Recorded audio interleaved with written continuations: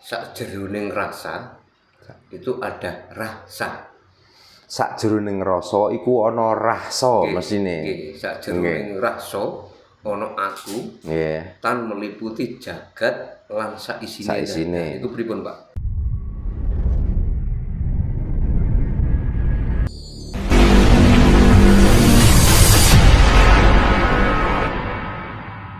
Sugeng dalu Pak Darno rahayu. Nggih, sing dalu rahayu. Iseng panggihan malih nggih Pak nggih.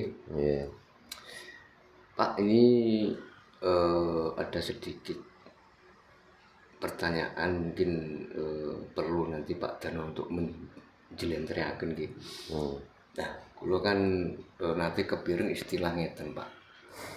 Aku iki kowe, kowe iku aku. Nggih. Niku pripun, Pak? Penjelasanipun, Pak.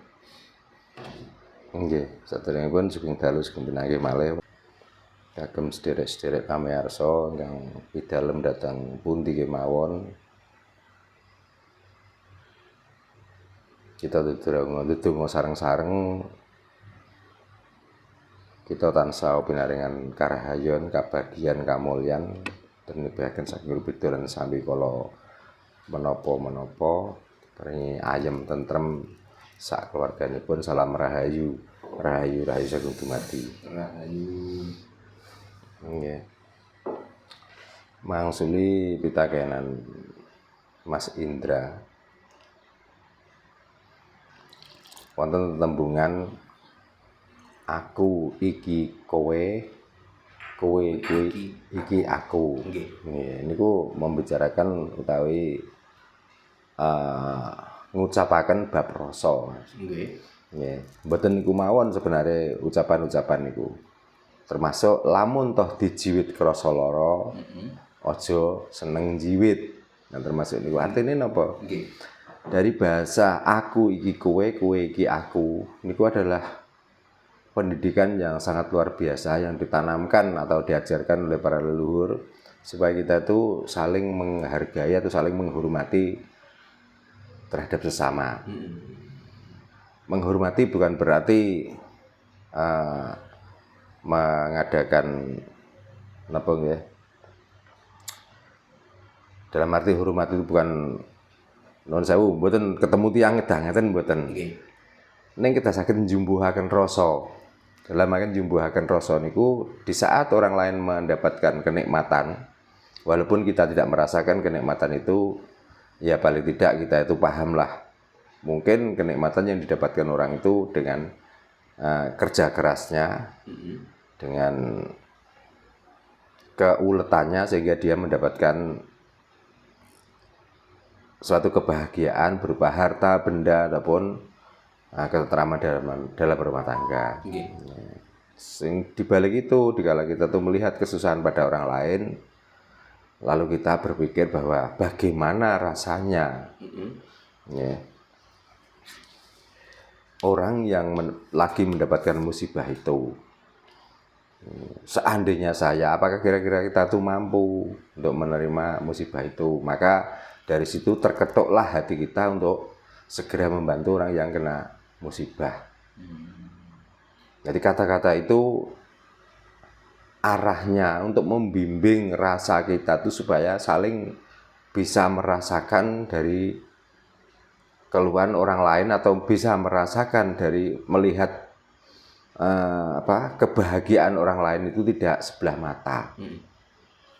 Contohnya dalam hal apa Pak ini Pak Darno? Lah ngene iku wau contone. Karena hidup ini bertetangga. Nggih. Ya mungkin tetangga kita itu karena saking uletnya bekerja atau saking telatennya dalam bekerja itu, pada suatu saat hasil dari pekerjaan mereka dia bisa beli mobil, bisa beli sawah, bisa beli apapun lah. Jadi kita itu akhirnya tidak berburuk sangka pada orang itu. Jadi kita akhirnya memikir, oh iya, tonggoku iso tuku ngono kuwi mergo le sregep nyambut gawe atau saking pintere le nabung.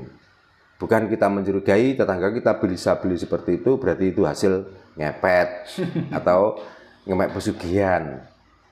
Gitu. Jadi melihat orang bahagia itu balik ke rasa kita. Kok aku iso ngene, mergo aku kalah. Ulet kalah sregep dibanding wong kuwi. Itu salah satu contoh. Terus contoh yang berikutnya, dikala ada tetangga kita atau saudara kita itu yang lagi mendapatkan musibah, sakit atau bencana yang lainnya. Lalu rasa kita nanti bagaimana rasanya orang mendapat musibah itu? Seandainya musibah itu menimpa pada kami atau keluarga kami, apakah saya mampu menerima musibah itu? Gitu. Maka dengan melihat musibah seperti itu, maka terketuklah hati kita walaupun kecil umpamanya.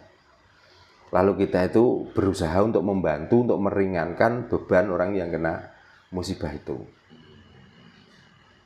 Jadi yang dimaksud aku iki kowe, kowe iki yo aku. Walaupun itu bukan jasad kita, tapi kita itu arahnya kembali ke jasad kita masing, ke jasad kita sendiri akhirnya. Jadi orang lain merasakan apapun itu tolak ukurnya diri kita sendiri. Ya. Berarti intinya istilah aku iki kowe iku aku, bukan apa itu Pak, semacam kiasan antara manusia dengan Tuhan. Bukan ya? Bukan. Karena kowe itu mengarah pada sesama. Iya. Kan di situ ada bahasa kowe, ada bahasa aku, ada bahasa ingsun. Gitu. Tapi kalau ingsun iku Gusti iku ingsun, itulah membicarakan tentang Tuhan. Tapi kalau kowe itu kan bahasa keseharian.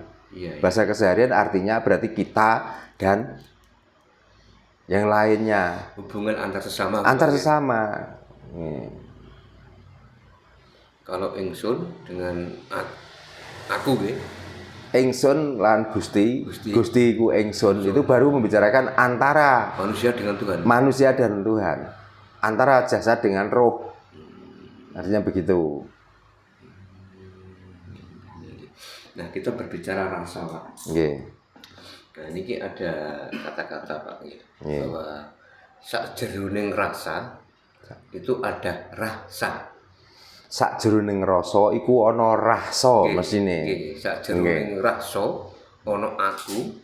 Tan meliputi jagat lan saisine. Itu pripun, Pak? Sakjeroning rasa ana rasa. Yang dimaksud rasa itu adalah nafsu kita. Itu kalau rasa, bukan raso nih. Bukan. Lah rasa tanda kehidupan dari nafsu itu. Sakjroning rasa ana ingsun. Nggih, ana ingsun to mriku. Ana aku nggih. Ana aku nggih. Tan meliputi jagat saisine. Jadi ngeten Mas. Rasane menungso niku rasane nafsu. Karena tanpa nafsu manusia tidak punya rasa. Ya, tapi nafsu itu digerakkan apa? Digerakkan oleh darah.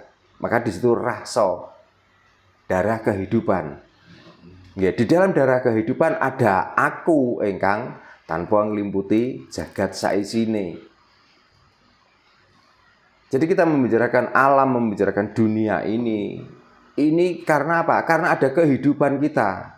Tanpa ada kehidupan kita, dunia tidak ada. Mongko anglimputi alam saisine.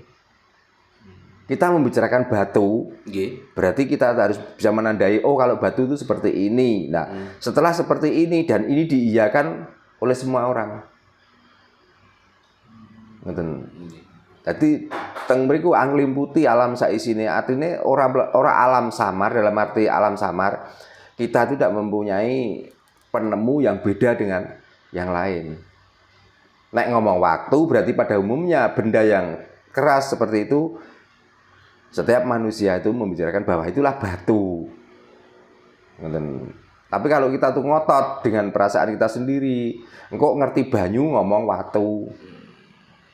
Jadi yang dimaksud mengelimputi alam saisine itu apapun yang ada di alam ini yang sudah sepakat kita beri nama, maka kita juga ikut mengiyakan atau kita juga ikut memastikan dan kita ikut menyaksikan atau bersaksi bahwa itu batu. Aku ini dalam pengertian itu sebagai sang pencipta atau apa, Pak? Bukan. Bukan.